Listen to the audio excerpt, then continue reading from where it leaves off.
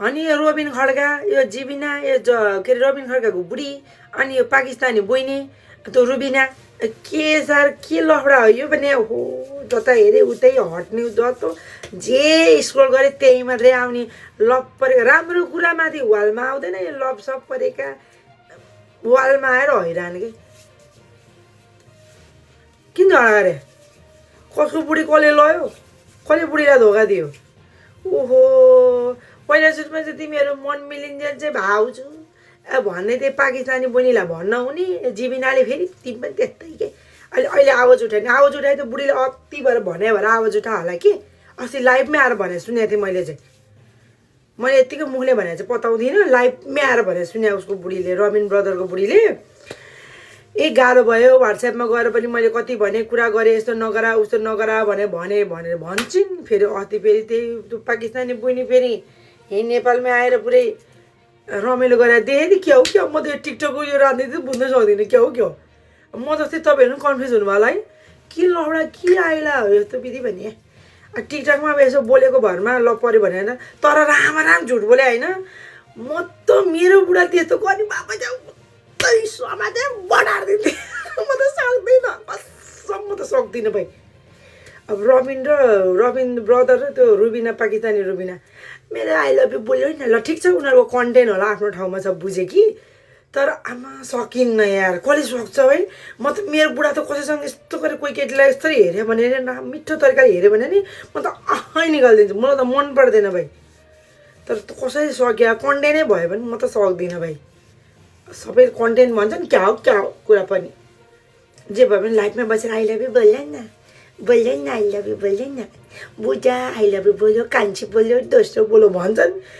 आमा भयो ठिक छ उनीहरूको कन्टेन्ट होला ठिक छ के बुझेँ कि तर त्यो त अति हो कि म त समातेर बढाएर भुटभुटी पारिदिन्थेँ र आमा म चाहिँ सक्दिनँ ठिक छ उनीहरूको कन्टेन्ट होला केही भएन त्यो चाहिँ होइन अर्को कुरा चाहिँ जिबिना त किन नबोलेको पहिला चाहिँ बाजे भन्दै थिएँ रुबिनालाई भन्दै जिस्काउन हुने अहिले चाहिँ के कुरा चित्त बुझेन त जिबिनालाई अनि झगडा गर्ने भन्ने कुरो आएको छ होइन पहिला सुरुमा अब यतिकै मस्केर रमाइलो गरे होला अहिले चाहिँ अनि अब रबिन ब्रदरको बुढीले नै भने आइज नि त अस्ति लाइभमै आएर भने सुनेको थिएँ कि मैले त म फोन नगर भनेको थिएँ मैले यसरी कुरा नगर सोसियल मिडियामा यस्तो कुरा गर्छु ठ्याक्कै स्क्रोल गरेर जाँदा देखेको थिएँ कि मैले चाहिँ प्रत्यक्ष सुनेर बोलेँ है अझै भन्थ्यो खै अब फेरि त्यही रबिन ब्रदरकै आइडी बोकेर आएको थियो बुढी पनि क्या हो म त बुझ्दिनँ म त टिक्नको राजनीति ओहो यो लफडा नपर म चाहिँ गएँ ल म चाहिँ गाइज भर्खरै स्किन केयर गरिसकेको लामो कुरा नगर नि तपाईँहरू नेपालमा हुनुहुन्छ भने फ्रीमा आइडी मोनिटाइज गर्ने भए म छु फ्रीमा 1 रुपियाँ पैसा लाग्दैन मेरो फर्स्ट भिडियो चेक गर्ने कहाँ मेसेज गर्ने भनेर भनेको छु मेसेज गर्ने आइडी बनाउने ट्याक्कै लाइभमा आउने है ल म सपोर्ट गर्छु 1 रुपियाँ लाग्दैन नेपालको मान्छेहरूलाई ल आउनु नेपालको 7 बजे अनि दिउँसोको 1 बजे नेपालको टाइममा म लाइभ आएको हुन्छु ल आउनु है अब यो लपसप आफ्नै गर्छन् के गर्छन् छाडिदियो बोलेरै नराम्रो हुन्छ कि या आफ्नो बुढो आफै सम्हाल सबैले है म मेरो बुढो सम्हाल्छु सबैले आफ्नो बुढो आफै सम्हाल्ने हो कि हल्ला गर्ने होइन अनि कोही कसैको ल म गएँ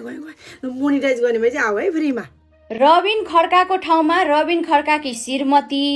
अनि त्यसपछि रुबिना आलीको ठाउँमा चाहिँ पाकिस्तानी अर्को एउटा केटा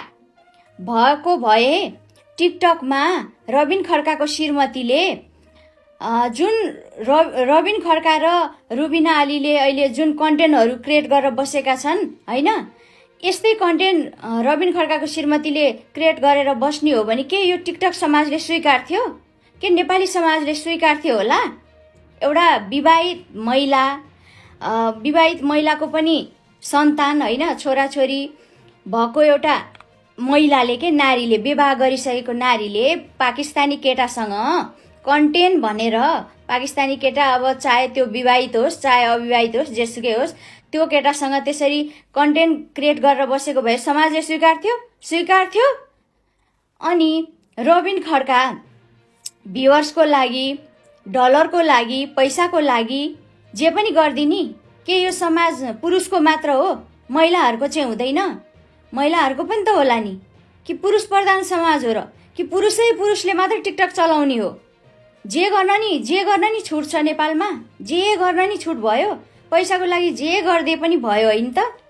आफ्नै कमेडी भिडियोहरूबाट यो स्थानसम्म आइपुगेको रबिन खड्का आफूले नै कमेडी भिडियोहरू मार्फत जनताको मन जितेर यो स्थानसम्म आइपुगेको मान्छेलाई फेरि रोम्यान्स गर्नुपर्ने के आवश्यकता थियो? रोमान्टिक भिडियोहरू बनाउनु पर्ने, रोम्यान्स गर्नुपर्ने के आवश्यकता थियो? के चाहिँ त्यस्तो आवश्यकता थियो? पैसाले गर्दाखेरि आज हो तिम्रो परिवारलाई फरक परेन, रबिन खड्का दाइको परिवारलाई फरक परेन होला, तर नेपाली समाजलाई फरक पर्छ के? नेपाली समाजमा भएको एउटा नारी विवाहित छ, त्यो विवाहित नारीले चाहिँ त्यस्तै पाकिस्तानको एउटा केटा, दुबईमा बस्ने केटासँग होइन त्यही संवाद गर्ने, त्यस्तै कन्टेन्ट क्रिएट गर्ने, त्यस्तै इलिली उलुलुको संवादहरू गर्ने हो भनी के यो नेपाली समाजले सहस्र स्वीकार्छ, महिलालाई आरती उतार्छ? वाह स्याबास, राम्रो काम गरिन् है, यो महिलाले राम्रो काम गरिन्, बेस्ट अफ लक भन्छ। अहिले सामाजिक सञ्जाल यो टिकटकमा धेरै जसोले रबिन खड्काको पक्ष सपोर्ट लिएर बोलिरहेका छन् के? रबिन खड्काको पुरुष प्रधान समाज नबनाओ, क्रिएट नगर, यहाँ महिलाहरू पनि बस्छन्, नारीहरू पनि बस्छन्, सभ्य समाज पनि छ, असभ्य मात्र छैन के? सभ्य समाज पनि छ होइन? पुरुषलाई मात्र प्राथमिकता दिने के जेमा पनि? ठिकै छ, कन्टेन्ट क्रिएट गरिरहेछ, रमाइलो गरिरहेछ, 2-4 गिफ्ट हानिदिन्छन् मान्छेले, ठुला गिफ्टहरू फालिदिन्छन्, गिफ्टको लागि आफ्नै कन्टेन्ट क्रिएट गरेर बसिरहनु भएको छ त रबिन खड्का दाइले। भने के आवश्यकता पर्यो रोमान्टिक मोडमा बदलिनलाई? यो समाजलाई सरासरी एकदमै गलत सन्देश दिइरहेको छ, त्यो कारणले यो चाहिँ छिट्टो रोकिनुपर्छ यस्ता कुराहरू, चाहे केटीको कुरा होस् चाहे केटाको कुरा होस्। र रुबिना अली भन्ने केटी पनि कतै एकदमै राम्रो सही सत्य सावित्री होइन, दुबईमा बस्ने है, नेपालीहरूको मनसँग मुटुसँग खेल्ने मान्छे राम्रो हुँदैन। र अनि अर्को कुरा, धेरै जसोले रबिन खड्काको सपोर्ट गरिरहेछन्, इन्जोय लिइरहेछन्, तर त्यो एउटा सपोर्टभित्र चाहिँ यो समाजमा एकदमै विकृतिको, समाजले पचाउन नसक्ने कुराहरू चाहिँ अगाडि आइरहेको छ। यसलाई रोकथाम गर्नु जरुरी छ, होइन भने रबिन खड्का आफ्नै कन्टेन्ट क्रिएट गरेर पहिला कमेडीबाट यो स्थानसम्म आइपुगे होइन? पहिला सुनमा अब यतिकै मस्केर रमाइलो गरे होला, अहिले चाहिँ अनि अब रबिन ब्रदरको बुढीले नै भने हैछ नि त, अस्ति लाइभमै आएर भने सुनेको थिएँ कि मैले त, फोन नगर भनेको थिएँ मैले, यसरी कुरा नगर, सोसियल मिडियामा यस्तो कुरा गर्छु, ठ्याक्कै स्क्रोल गरेर जाँदा देखेको थिएँ कि, मैले चाहिँ प्रत्यक्ष सुनेर बोलेँ है अझै भन्थ्यो खै। अब फेरि त्यही रबिन ब्रदरकै आइडी बोकेर आएको थियो बुढी पनि, क्या हो म त बुझ्दिनँ, म त टिक्नको राजनीति ओहो